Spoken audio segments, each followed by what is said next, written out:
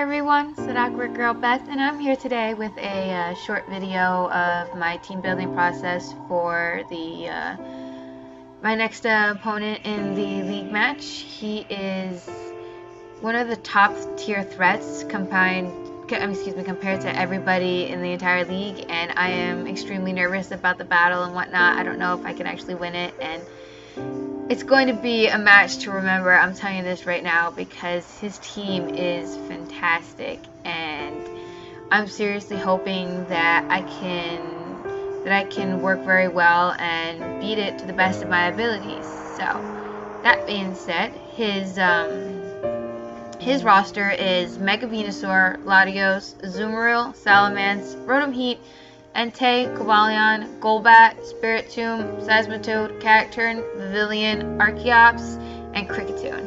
Now, this is, like I said, a very, very threatening team to look at, because as I was going through my team building process and going through what mons can take care of what, I've noticed that a lot of his Pokemon shut down my team, especially the Cacturn, especially the Cobalion, and even the Seismitoad could put in so much work, and then the Latios is such a threat because of whatever it could do.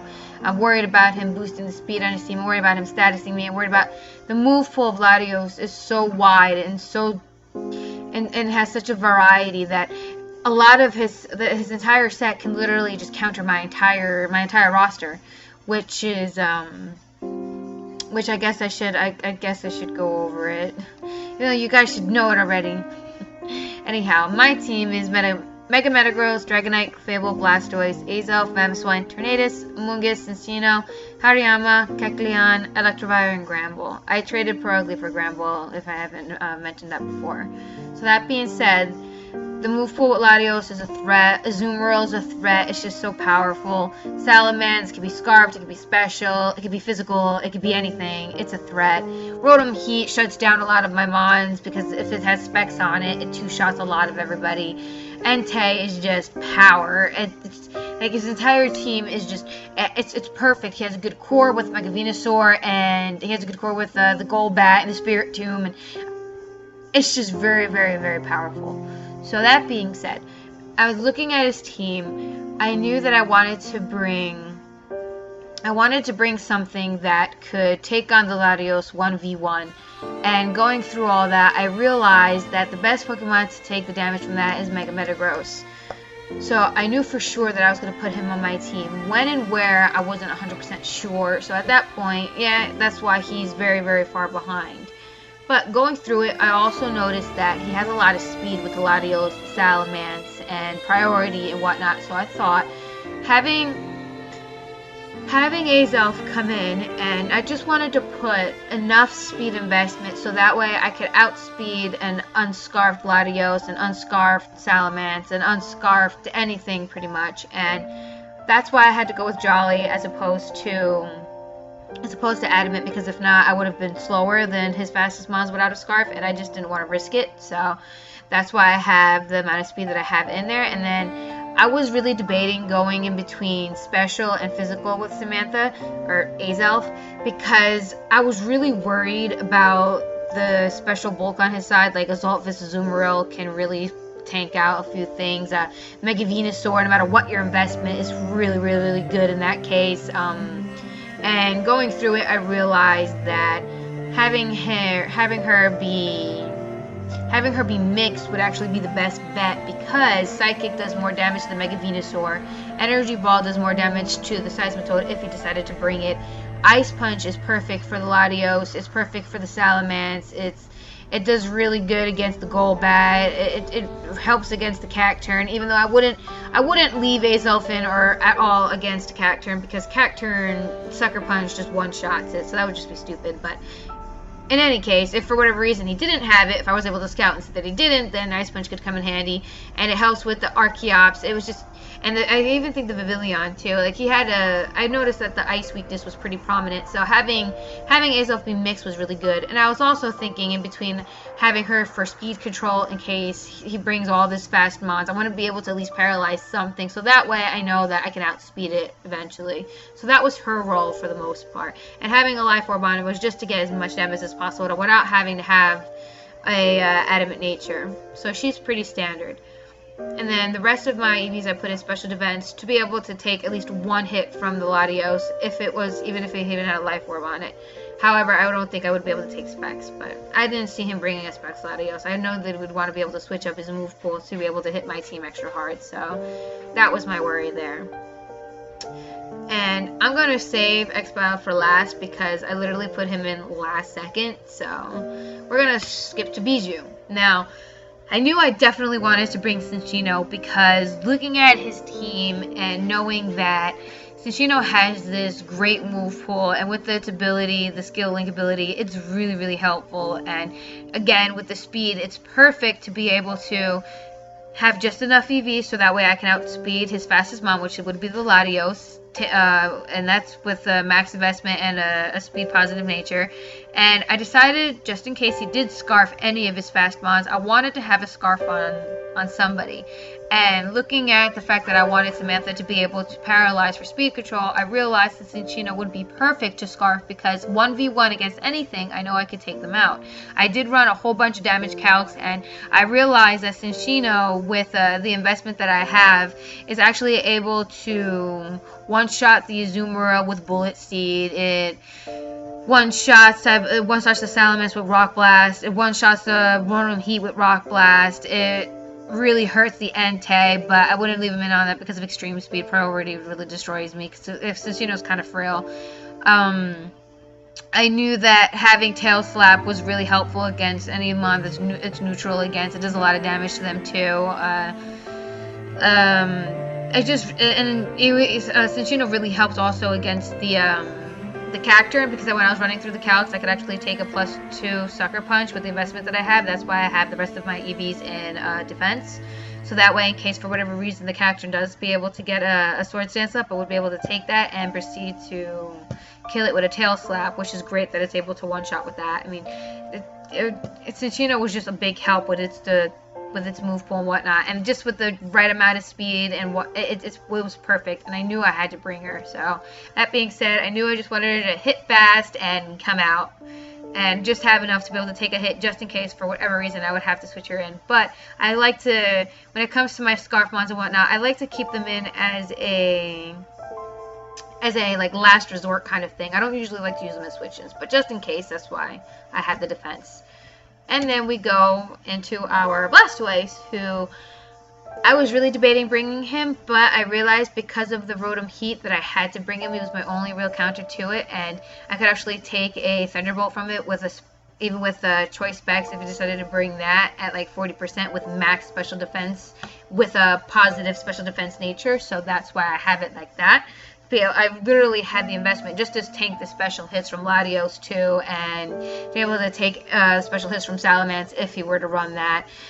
Whatever the case, I wanted to have some sort of special bulk mon, and I thought that Blastoise was perfect for that because it could even hold its ground against Mega Venusaur if it had to take at least one hit from it for whatever reason. So I knew I had to have Blastoise on here, and I knew I had to have the investment that I did. I needed him to be as bulky as possible, and then I have max special attack, so that way I can dish out as much damage as possible to the Golbat, to the Rotom Heat, because Rotom Heat is actually really bulky despite its like 4 times weakness. No, not even 4 times weakness. It only has like a 1 times weakness to Rock, so. And having Scald on there was great, and I really wanted to have a burn if necessary, so that way I can actually whittle down his team as much as possible. My first original thought, which I will quickly glance over, I wanted to, as you can see, I had another team set for him. I actually had a set, as you can see here, especially his alpha whatnot, I actually had a set here where I was trying to slow him down, and I was trying to hazard him up so that way it would be easier for me to take him out. But I decided to sack that idea because I just didn't think that stalling him out would have worked very well with the hyper offense that he had and with the bulk mons that he had too. I thought that revamping my ideas would work, and that's why I decided to have Rapid Spin also on Blastoise to get rid of rocks in case it does set them up, because rock can hurt. You don't want to have those around. Dark Pulse just in case I predict a switch into the Latios. Ice Beam for the Cacturne. I just had him as more to take hits than to dish them out, but I had the max special attack investment just so I could do as much damage as possible. And that being said, we can go to our Man of Steel, who is super. Oop! I deleted him. Oops! Oh no! I deleted him. But anyhow, I remember my set on him. He was I had a max defense and I had minimal attack investment. I had enough attack investment to one-shot the Pokemon that I wanted to one-shot, and then I had the rest in, I believe, Spadef or HP. I just know I didn't have everything in attack. I had it more on the defensive side.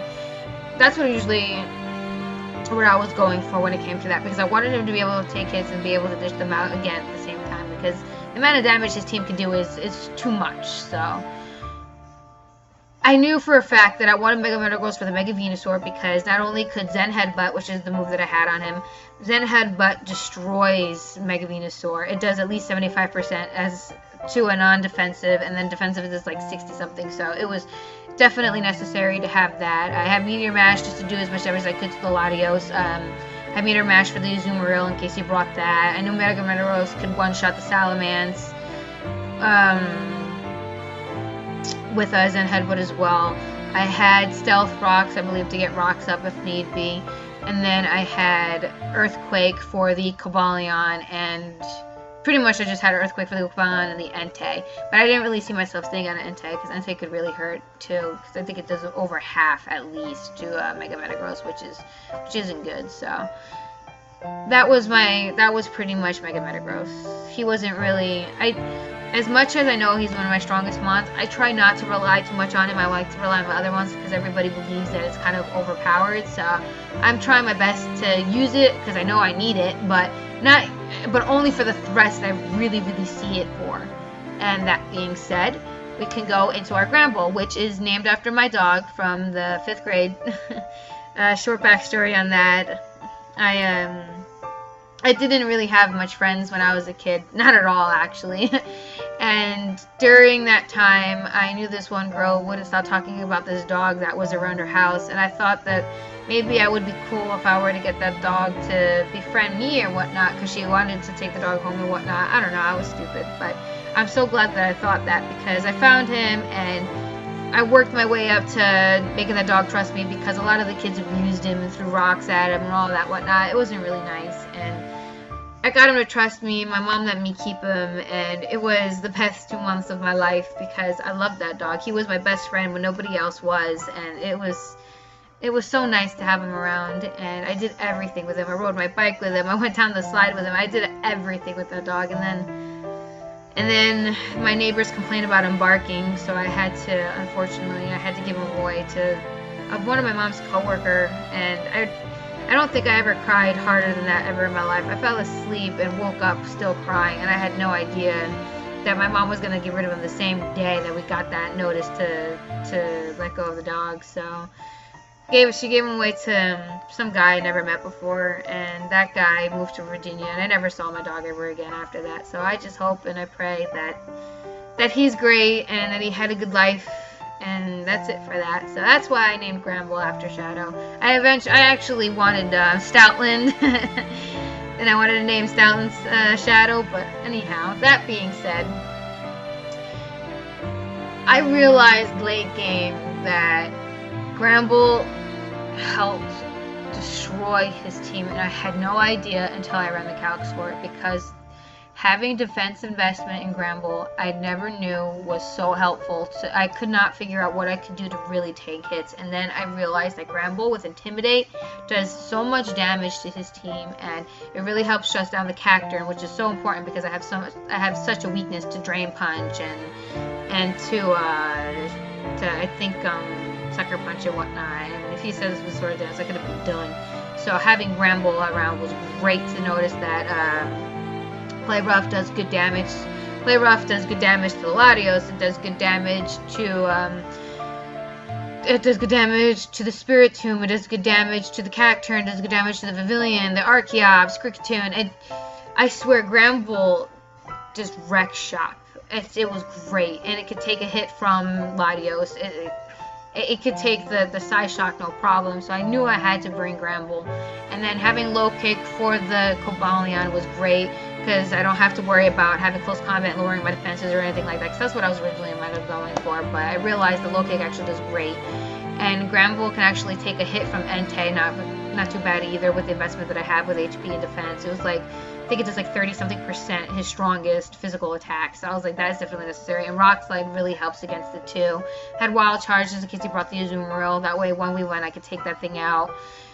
I have Rock Slide also for the Rotom Heat. I had Rock Slide for the Salamence. Like I said, he did a number to this person's team, and I was so happy that I realized that without even, I don't even have to have him as adamant. I don't even have to have a lot of attack investment. Just 36 was enough to do as much damage as I needed to the mons that I needed to take out. So that was great seeing that. So that was his role.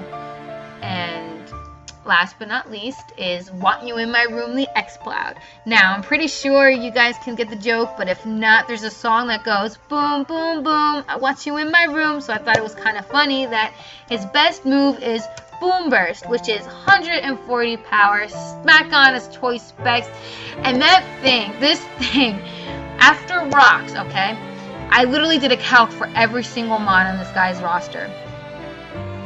Choice specs Boom Burst, because it's stab, because it has base 140 power, and with his special attack investment too, does at least 60%, 60 to 75% to his entire team. Everybody. There's nobody that takes less than like 55. So I would literally be able to two-shot everything on his team. And then after rocks and whittling it down, I could not wait to have this thing around. I could not wait to have Want You in My Room, take everybody in this room, and then just blow them away with a Boom Burst. It would have been such a funny idea, and I really, really want to do this. I want to make sure that he can sit last second and just destroy everything. He won't expect it. So I think X-Cloud is great. Like, it's really great, and he has really nothing to counter it, and it's actually kind of bulky too, so giving it the max special defense investment to take on the Latios and whatnot, and having, you know, 4 in defense, and with the HP and whatnot, he's perfect. Absolutely perfect. And then I have Surf and Flamethrower and Ice Beam on there just for coverage, just in case I, for whatever reason, can't use Boom Burst or something, or I don't think it's the best for the switch in and whatnot. But that being said, I have Flamethrower for the Cacturn, even though Boom Burst takes care of it. I have Flamethrower also for the Cobalion. I have Ice Beam for the Latios. I have Surf for the Rotom Heat. Surf for the Entei. I have Ice Beam for the Golbat. It's just, I have Ice Beam for the Archeops. Surf for the Archeops. Ice Beam for the Pavilion. This thing just wrecks shop. So when I saw that, I had Tornadus in this position, and let me tell you, I had Tornadus as a special attacker with just Heat Wave and Air Slash, or I think it was Air Slash. I had Heat Wave and a special flying type move. I'm pretty sure it was Air Slash, and then I had it's like I had Tailwind to boost my speed for my team because I was gonna try to hope that I could outspeed some mons, but I just could not. I could not rely on that. I could not. It just wasn't worth it. And then when I saw this, I was like, screw that. Bye, Tornadus. Hello, X-Cloud. So, that being said, that is pretty much everything. That's my thought process through all of this. And hopefully I explained anything. And if you have any questions, feel free to ask. And I have this hamster look on my face because I recorded a video of my Let's Play of Hamtaro, which you should be watching because it's super cute. And I dress up as a hamster. So, that being said, you all have a great day. Wish me luck in my match, and bye!